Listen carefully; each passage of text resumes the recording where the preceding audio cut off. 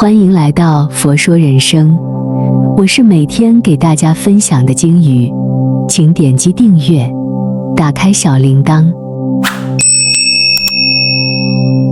这样就不会错过新的影片了。家庭幸不幸福，就看你说话的语气。家庭的幸福与沟通时的语气有关，特别是说话的语气。想要家庭幸福，从改变你的语气开始。语言是人类最伟大的发明，也是人类互相伤害的武器。明明是关心，说出口的却是指责责备；明明是认可，说出口的却是讽刺挖苦；明明可以好好回答，说出口的却是反问嘲讽。多少家庭的矛盾都源于表达不当。粗鲁的反问。举例，你的东西我怎么知道？你自己不会找？你没长手吗？你心里没点数吗？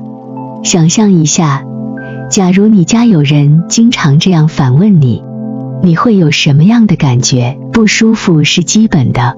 听朋友说起这样一件小事，他和妻子去外地旅游，到了酒店，妻子想去超市买点东西，因为不熟悉路，就随口问了问他，这路该怎么走啊？朋友路途有点累，正躺在沙发上玩住手机休息，听到这话有点不耐烦。你问我，我问谁？你自己不会用手机导航吗？话音一落，房间沈默了好几秒，朋友也愣住了，抬头看到妻子的脸色果然很差。好在他意识到自己语气不大好，马上和妻子道了歉。有人说，情商低的人都很擅长反问。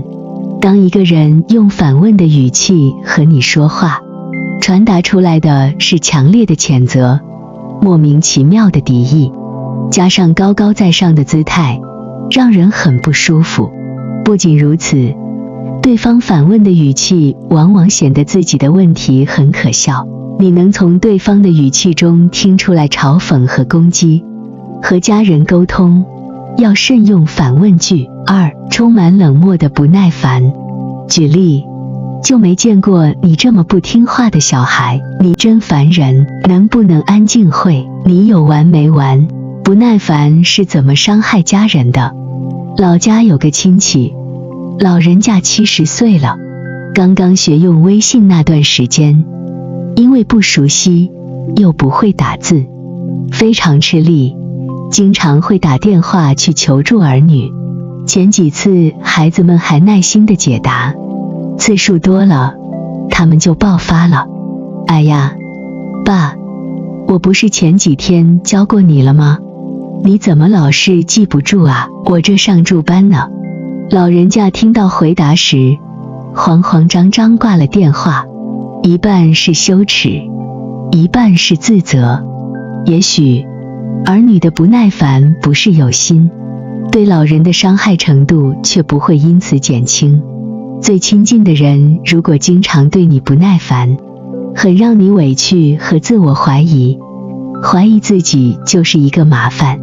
父母对孩子也是一样，很多父母在辅导孩子做作业的时候，也经常表露出不耐烦的语气和表情。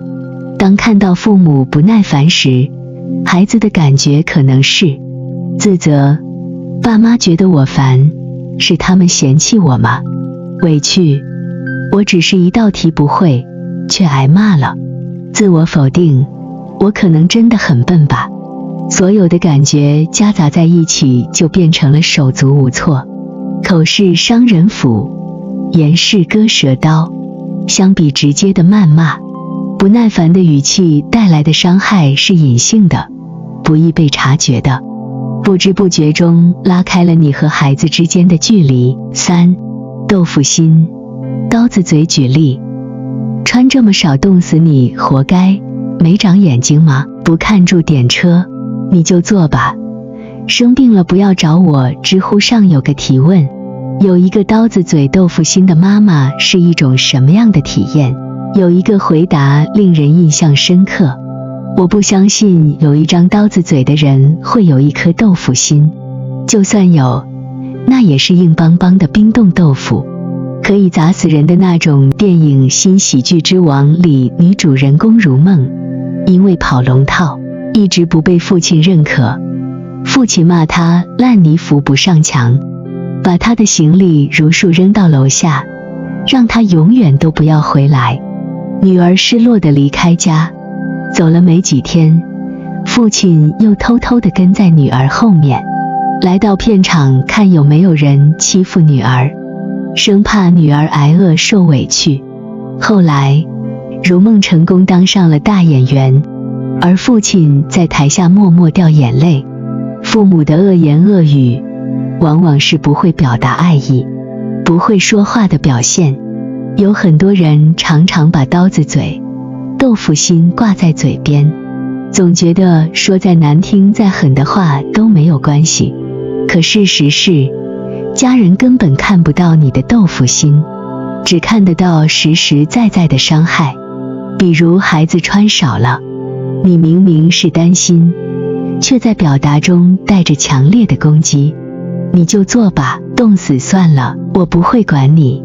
几句狠话下来，家人哪里看得到你的关心？最后孩子不愿敞开自己，亲子关系也变差了。别再用豆腐心去合理化你的刀子嘴，刀子就是刀子，带给孩子的只有伤害。4. 讽刺和否定。举例：没见过你这么笨的人，你真的没用，早知道就不生你了。去年发生这样一件新闻，有个00后的男孩子爬上33楼楼顶，坐到了天台栏杆边上，想要跳楼。起因是当天家里买了一台冰箱，送货员去送货到家里出了差错，孩子打电话问妈妈，因为信号不好，说不太清楚。妈妈一急眼，气得骂了一句：你咋这么笨呢？死了得了。孩子他爸也骂了他一通，这么大了，这点事都整不明白。男孩一时想不开，就爬上天台，幸好被民警救下。你能怪孩子玻璃心吗？其实不然，世界上最深的伤害永远是语言，有时候伤害了最亲近的人也没有察觉。这种心理上的折磨常常让人崩溃。有这样一个故事，有一个脾气很坏的男孩，他父亲给了他一袋钉子，并且告诉他，每当他发脾气的时候，就钉一个钉子在后院的围栏上。男孩照做了，第一天他钉下了37钉子，但慢慢的，每天钉下的数量越来越少。他发现控制自己的脾气要比钉下那些钉子容易。他告诉父亲这件事情，父亲又说，现在开始每当他能控制自己脾气的时候，就拔出一颗钉子。一天天过去了，最后男孩告诉他的父亲，他终于把所有钉子给拔出来了。父亲说，儿子，你做得很好，但是你看看那些围栏上的洞，永远不能恢复到从前的样子。你生气时说的难听的话，就像这些钉子一样会留下疤痕。当我们对家人口出恶言的时候，就是把钉子钉进了别人的心中，而且这样的伤害是永远无法弥补的。林语堂说，说话是一件不容易的事，我们天天都在说话，并且不见得我们是会说话的。我们说了一辈子的话，试问有几句话是说得特别好的？孩子在1岁不到就学习说话，可从说话到好好说话，却需要很长的时间探索、学习。作为父母，我们很有必要温和的、理性的和身边人沟通，既是给孩子示范好好说话的重要性，也是让家庭幸福的关键。